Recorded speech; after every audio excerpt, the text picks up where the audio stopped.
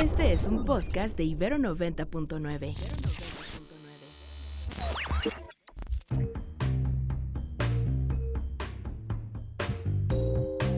Desde el estudio B de Ibero 90.9, esto es Control de Cambios, una producción de Ibero 90.9 y la revista Nexos. Mi nombre es Valeria Villalobos Guízar.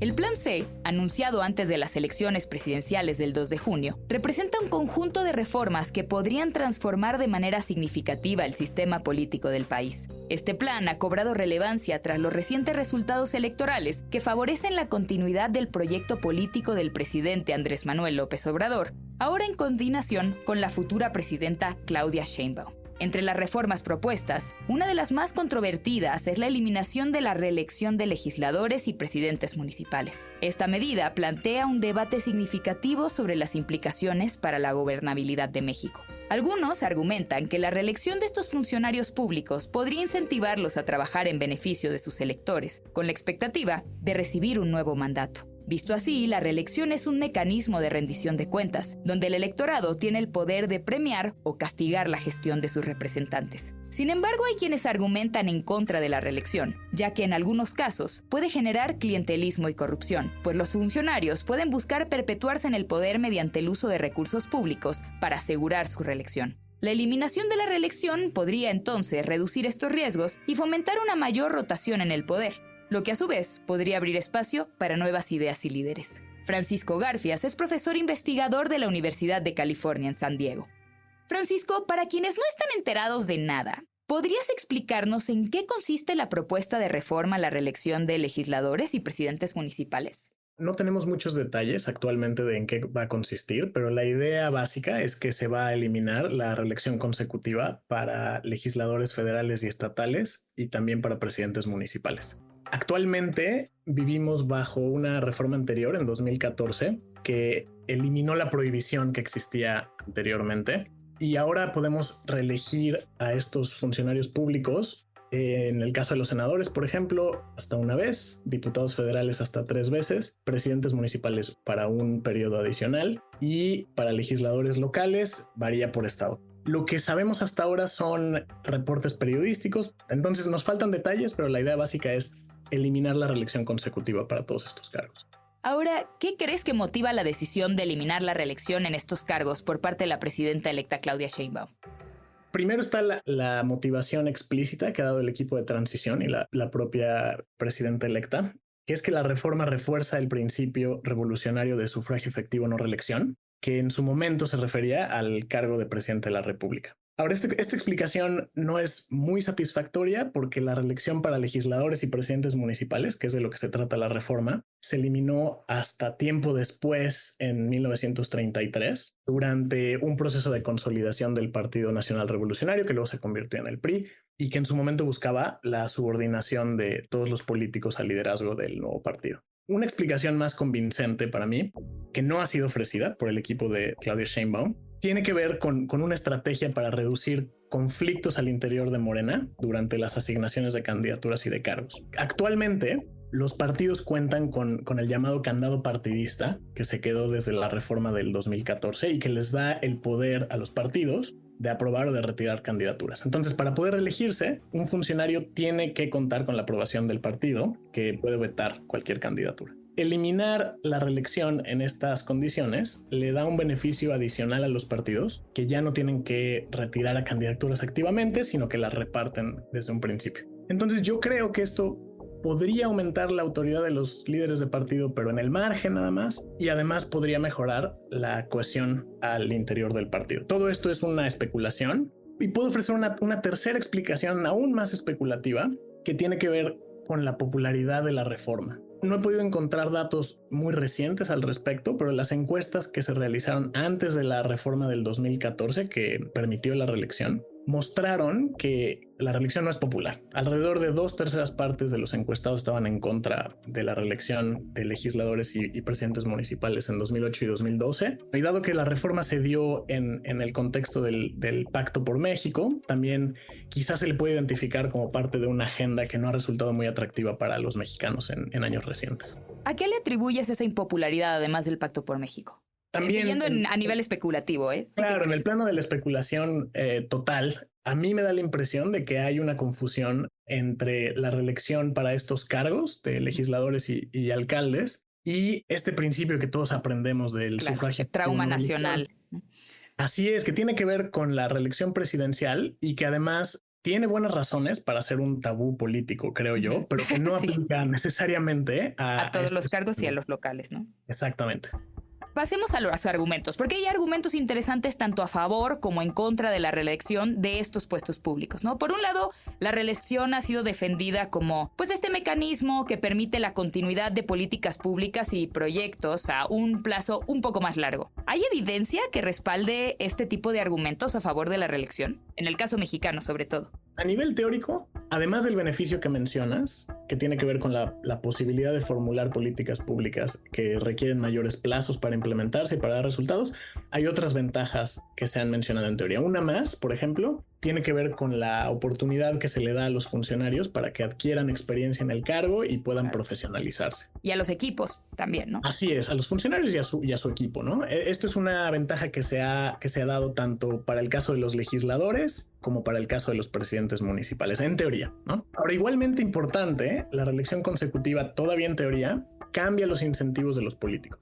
Porque al tener que ser evaluados por el electorado al final de su periodo, los políticos tienen una mayor motivación para mostrar resultados que beneficien a sus votantes. Y como consecuencia de esto, al ir filtrando los funcionarios que se desempeñan peor, con el tiempo, en principio, la reelección permite que la calidad de la clase política vaya mejorando. Todo esto es en teoría y claro, vale la pena preguntarnos si la evidencia respalda estas ideas.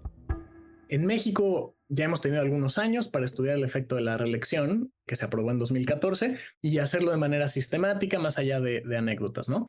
Y hay dos trabajos en particular que quiero mencionarte. Uno que tiene que ver con la reelección de alcaldes y otro que tiene que ver con la reelección de legisladores locales en los estados. Entonces empiezo con los alcaldes. El primer trabajo es una tesis doctoral de Bruno López Videla, que compara el desempeño de alcaldes que pudieron reelegirse inmediatamente después de la reforma de 2014 con alcaldes que no pudieron reelegirse por la arbitrariedad del calendario electoral. Y comparando estos dos grupos de municipios, lo que encuentra Bruno en su trabajo es que los municipios en los que los alcaldes pueden reelegirse tienen resultados mucho mejores en diferentes dimensiones.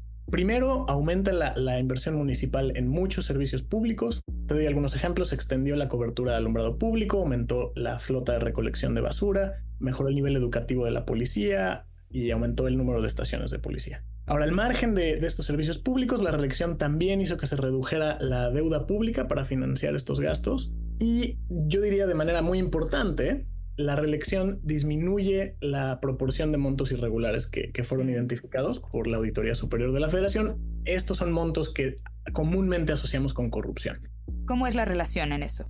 La Auditoría Superior selecciona municipios que va a ir a revisar, revisa todas las cuentas, verifica que en realidad se hayan realizado los gastos y identifica irregularidades. No le compete a la auditoría decir que algo es corrupción, pero normalmente se asocian estos montos que no pueden ser verificados por la auditoría, se han identificado como corruptos en muchos casos. Entonces no tenemos una medida sistemática de corrupción como nos gustaría, pero esto es una muy buena medida indirecta. Pero perdón, pero lo que no me queda claro es, ¿y eso cómo se vincula con la reelección? Lo que encuentra Bruno en su trabajo es que los municipios en donde los alcaldes pueden reelegirse, cuando la auditoría superior va a verificar las cuentas, encuentra menores montos irregulares. Hay menos indicadores de que hay corrupción en esos municipios comparado con municipios en donde los alcaldes no pueden reelegirse todavía. La evidencia sugiere que la reelección trajo todos estos importantes beneficios: menos corrupción, más servicios públicos y menor deuda en los municipios.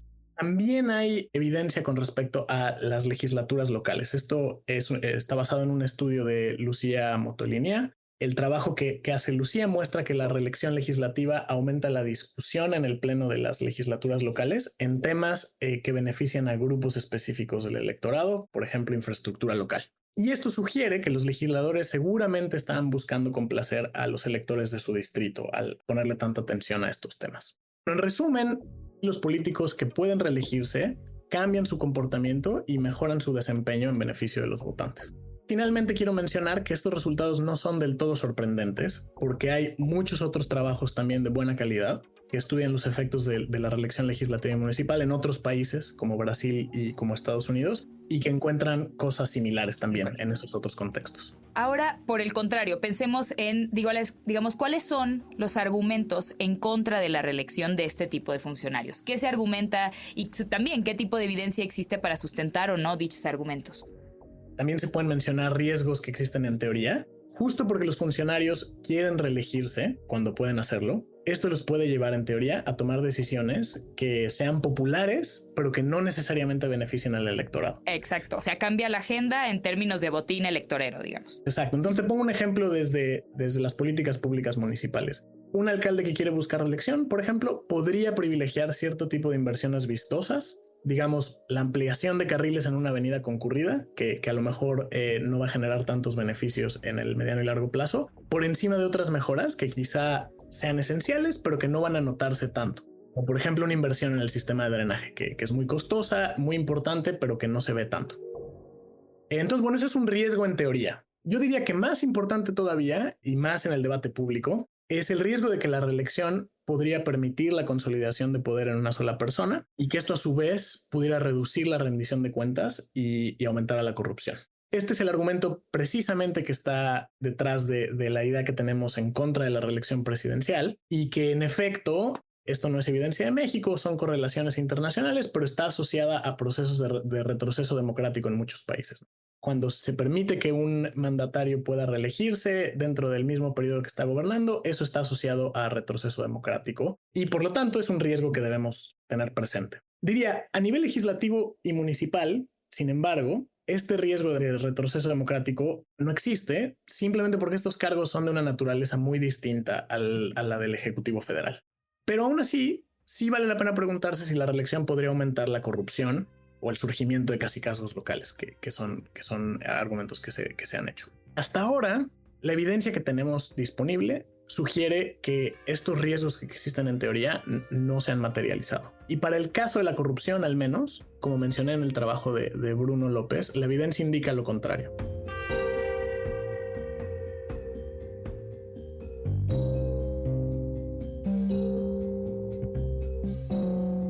Les invito a que lean Reelección Legislativa y Municipal en México, ¿Qué nos dice la evidencia?, de Francisco Garfias, profesor investigador de la Universidad de California en San Diego. También pueden consultar otro tipo de cosas que ha escrito en la revista en www.nexos.com.mx/control de cambios.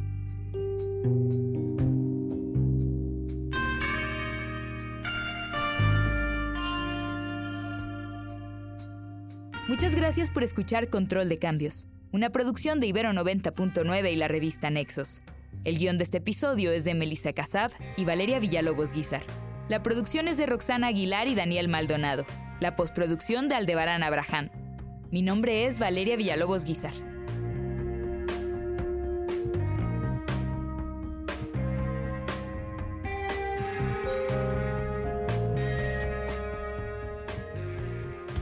Más podcasts, música y radio en vivo en Ibero 99.fm.